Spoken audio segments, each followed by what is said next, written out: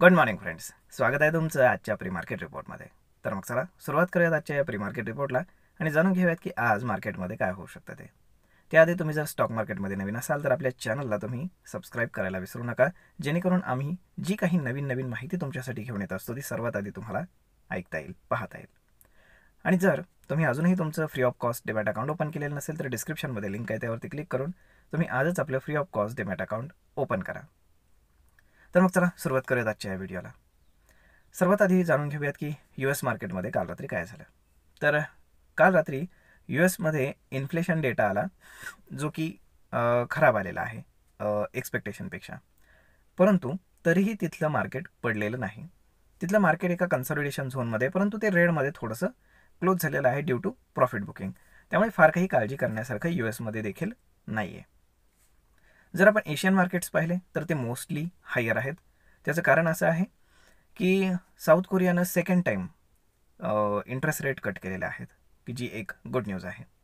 परंतु भारतामध्ये interest rate cut होण्याचा काही सिनेरिओ दिसत नाही. त्याचं कारण असं की आपल्याकडे जे फूड इन्फ्लेशन वगैरे आहे तर ते खूप जास्त झालेलं आहे. जसं तुम्ही नॉर्मल डेजमध्ये पण पाहू शकता की आपल्याकडे कांद्याचे भाव, त्यानंतर बटाट्याचे भाव हे थोडेसे हायर साईडला ट्रेड करत आहेत. जोपर्यंत हे डाऊन होत नाहीत तोपर्यंत इंटरेस्ट रेट कट होणार नाही. एक साधं लॉजिक तुम्हाला त्यामागचं सांगितलं.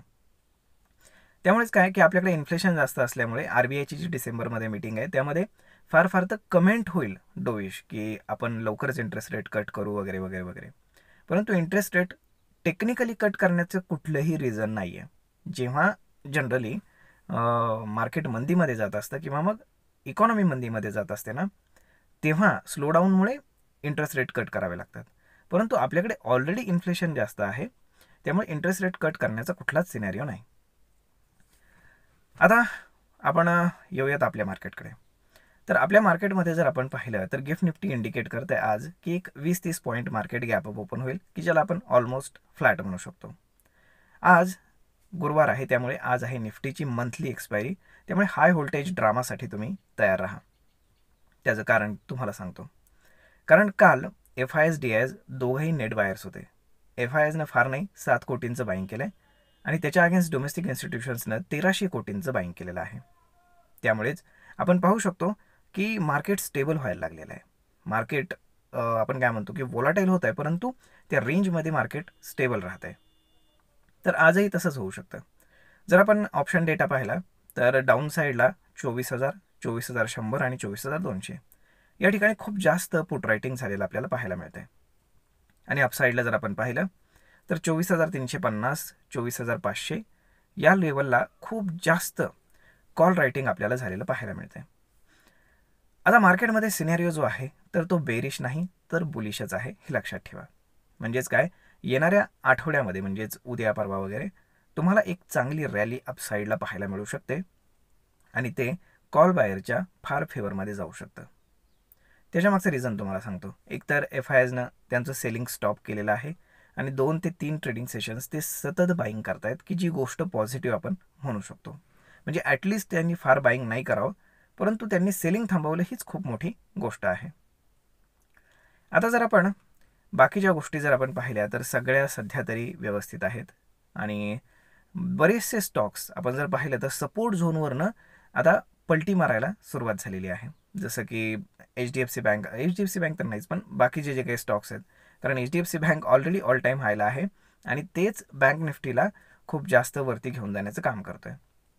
आणि काल HDFC बँकनं पुन्हा एकदा ऑल टाईम हाय लावलेला आहे. त्यामुळे तुम्ही म्हणू शकता की HDFC बँक सहजासहजी बँक निफ्टीला खाली येऊ देणार नाही, हे लक्षात ठेवा. म्हणजेच आता नेक्स्ट लेग ऑफ रॅली जी काही सुरू होणार आहे बुल रॅली, तर त्याच्यामध्ये HDFC बँक आपल्याला पार्टिसिपेट करताना दिसेल. त्यानंतर त्याच्यामुळे बँक निफ्टी ही निफ्टीलाही आउट परफॉर्म करून जाईल, हे लक्षात ठेवा. आता जर आजचा सिनेरिओ आपण पाहिला तर आज एक्सपायरी ही खूप रेंज बाउंड होऊ शकते. हायर साईडला 24,350 आणि डाऊन साईडला 24,200 ह्या रेंजमध्ये मार्केट चॉपी होऊ शकतं. परंतु एक गोष्ट लक्षात ठेवा, मार्केट शुक्रवारी ट्रेंडिंग होऊ शकतं.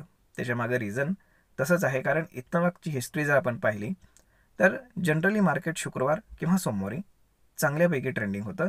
लास्ट शुक्रवारी सुद्धा तेच झालं होतं. फ्लॅट ओपन होणार आणि त्यानंतर मार्केट ट्रेंडिंग होणार, अशा पद्धतीचा आपल्याला सिनेरिओ पाहायला मिळतो.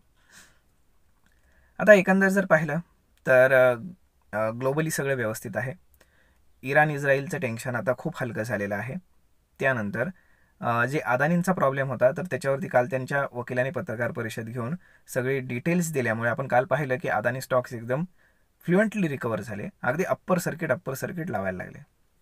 परंतु अशा स्टॉक्समध्ये ट्रेड होऊ शकतो, परंतु कुठल्याही प्रकारची इन्व्हेस्टमेंट होऊ शकत नाही, तुम्ही लक्षात ठेवा, कारण ते एवढं साधं सोपं नाही आहे. त्यामुळे मार्केटला आता पॉझिटिव्ह न्यूजची गरज आहे आणि मार्केट फॅक्टर इन करण्याचा ते प्रयत्न देखील करते. त्यामुळे डिसेंबर जो आहे तर त्याच्यामध्ये आपल्याला एक अपमूव्ह पाहायला मिळू शकतो 24,800पर्यंत, म्हणजे 24,350 ब्रेक झाल्यानंतर 24,800पर्यंत अगदी इझिली मार्केट जाऊ शकतं. त्याचं कारण असं की मार्केट जेवढं पडलेलं आहे त्याची फिबोनाची रिट्रेसमेंट जर पाहिली 50% तर ती 24,800पर्यंत जाते. म्हणजेच काय, मार्केट तिथे जाऊन मग एक सेलिंग, म्हणजेच काय, एक हायर हाय आणि हायर लोचं क्रिएशन तिथे होऊ शकतं आणि मग त्यानंतर मार्केट वरती जायला मोकळं झालं. तर मग मित्रांनो, आय होप तुम्हाला हा व्हिडिओ, ही माहिती नक्कीच ट्रेड आणि इन्व्हेस्टमेंट करण्यासाठी उपयोगी पडत असेल. जर हा व्हिडिओ तुम्हाला आवडला असेल तर आपल्या जवळच्या मित्रमंडळींसोबत देखील हा व्हिडिओ तुम्ही शेअर करायला विसरू नका. धन्यवाद.